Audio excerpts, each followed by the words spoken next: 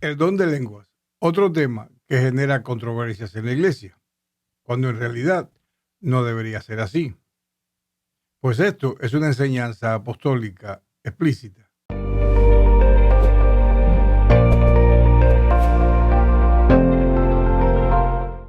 ¿Qué sabemos de este don que se puede demostrar con las enseñanzas del apóstol Pablo y quizás con un poco de historia? El don de lenguas es una forma de expresión fuera de los patrones normales del habla inteligible, que por tanto requiere de interpretación especial. Este tipo de expresión es un don del espíritu, es decir, es un modo de hablar que no se aprende en escuelas de idiomas, pues el don de lenguas no es un idioma humano. Primera de Corintios capítulo 14, verso 26 al 28. ¿Qué significa esto, hermanos? Que cuando os reunís, cada uno de vosotros tiene un salmo o una enseñanza o una revelación o lengua o una interpretación, todo se haga para edificación de la iglesia. Si es que alguien habla en lenguas, hablen dos o a lo más tres, y por turno, y uno interprete. Si acaso no hay intérprete, que guarde silencio en la iglesia y hable a sí mismo con Dios.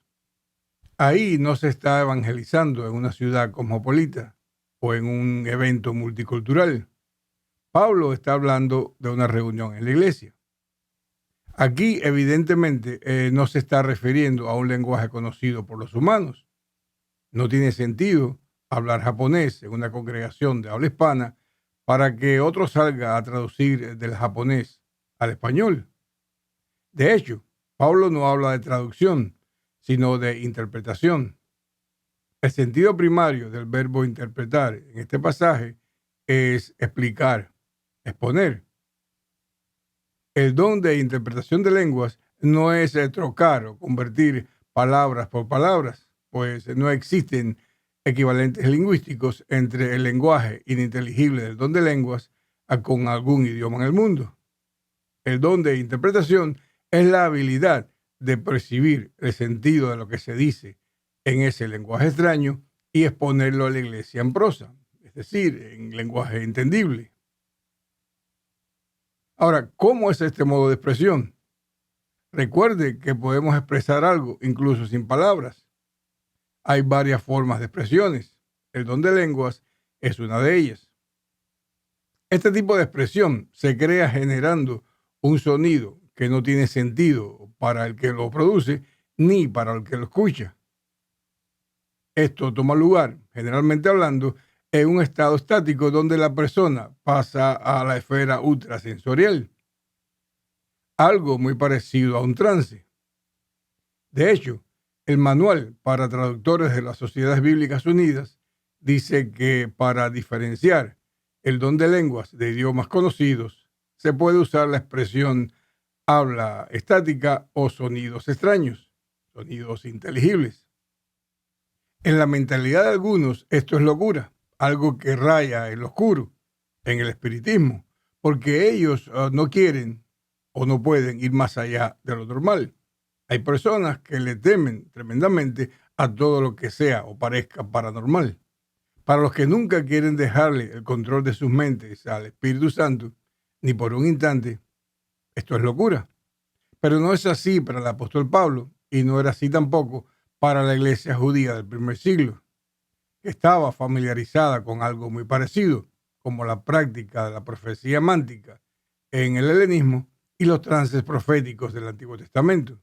En el helenismo se decía que el Espíritu Santo poseía al profeta, apoderándose de su mente y dirigiendo la pronunciación de los oráculos. Leamos en 1 Samuel capítulo 19, verso 19 en adelante. Huyó pues David y se puso a salvo. Se fue a donde estaba Samuel, en Ramá, y le contó todo lo que Saúl había hecho con él. Después, él y Samuel se fueron a habitar a Nayot y avisaron a Saúl diciéndole, mira, David está en Nayot de Ramá. Entonces Saúl envió mensajeros para que trajeran a David. los cuales vieron una compañía de profetas que profetizaban, y a Samuel, que estaba allí y los presidía. Vino el Espíritu de Dios sobre los mensajeros de Saúl, y ellos también profetizaron. Cuando supo Saúl, envió otros mensajeros, en los cuales también profetizaron. Saúl volvió a enviar mensajeros por tercera vez, y ellos también profetizaron. Entonces él mismo fue a Ramá, y al llegar al gran pozo que está en Segú, preguntó diciendo: ¿Dónde está Samuel y David? Uno le respondió: están en Nayot, en Ramat. Salió para Nayot, en Ramat, pero también se apoderó de él el Espíritu de Dios, y siguió andando y profetizando hasta que llegó a Nayot, en Ramat.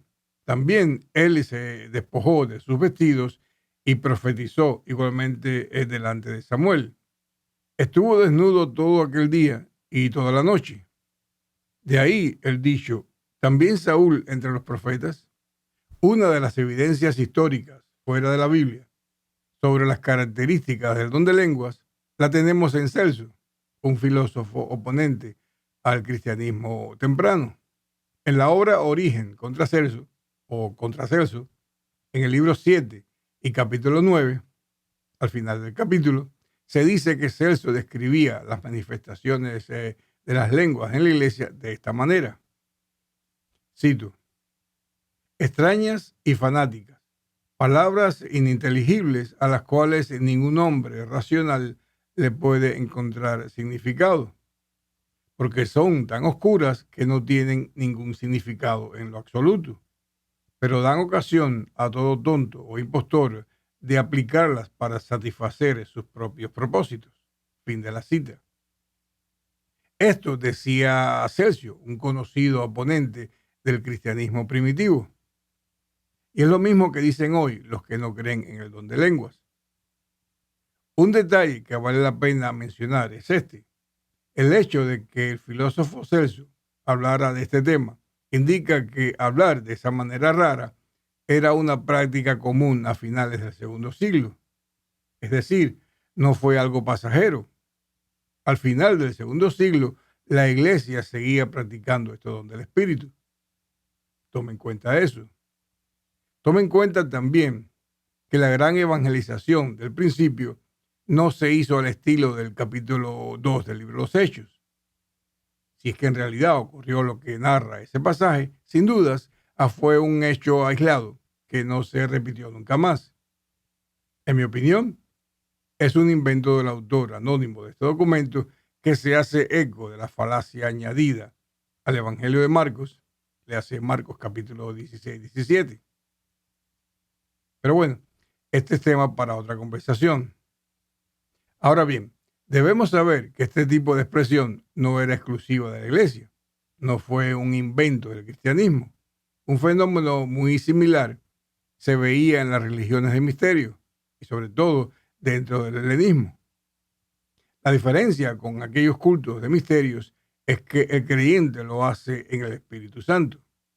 Pablo en 1 Corintios 14-23 dice de esta manera: si pues toda la iglesia se reúne en un lugar y todos hablan en lenguas y entran indoctos o incrédulos, ¿no dirán que ustedes están locos? El apóstol no está diciendo que los visitantes los iban a tildar de locos por estar hablando arameo, hebreo o cualquier otro idioma conocido que no fuera el griego. Ahí Pablo se refiere al don de lenguas, a esa forma rara de hablar con Dios que es dada por el Espíritu y que los incrédulos, como Celso, le llaman fanatismo y locura. Ahora regresemos a 1 Corintios 14 para aclarar algo que en algún momento nos ha intrigado a todos. 1 Corintios 14, 20 y 21. Hermanos, no sean niños en modo de pensar, sino sean niños en cuanto a la malicia y maduros en cuanto al modo de pensar. En la ley está escrito: en otras lenguas y con otros labios hablaré a este pueblo, y ni aun así me oirán, dice el Señor. Así que las lenguas son por señal, no a los creyentes, sino a los incrédulos. Pero la profecía no a los incrédulos, sino a los creyentes. Estos son versículos que los incrédulos usan para decir que el don de lenguas es hablar idiomas conocidos por los hombres. Dicho sea de paso, el que acuñó esta creencia fue Tomás de Aquino, que allá por el año 1265, conjeturando en el capítulo 2 del libro de los Hechos, y probablemente pensando en la falacia de Marcos 16-17, dijo que el don de lenguas era la habilidad de hablar otros idiomas con el fin de evangelizar el mundo. Y como es costumbre en el cristianismo postapostólico, muchos han venido repitiendo irreflexivamente lo que dijo Aquino. Pero si usted presta atención al contexto literario del pasaje que leímos anteriormente, podrá ver que lo que está haciendo Pablo aquí es una comparación táctica entre idiomas conocidos y el don de lenguas, para destacar lo inútil que es tratar de transmitir un mensaje en un lenguaje desconocido para los que escuchan. Cualquiera que sea el lenguaje, sea un idioma conocido o el don de lenguas, si los que escuchan no lo entienden, no sirve, no tiene utilidad. Esto es lo que hace el apóstol Pablo en este pasaje, una comparación táctica para hacer su punto.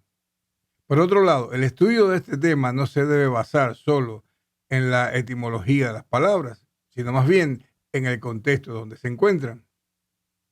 En el contexto del capítulo 2 del libro de los Hechos, es evidente que la palabra lenguas indica lenguajes conocidos.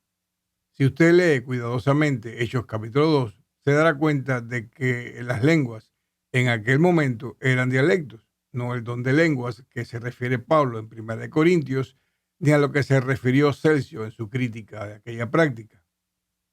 Algo más, en Hechos 2 no hay interpretación, pues aquello fue un fenómeno muy diferente al don de lenguas. Sin dudas, el don de lenguas nunca fue la habilidad de hablar idiomas extranjeros sin haberlo estudiado. Esa idea no tiene respaldo en lo que está escrito al respecto.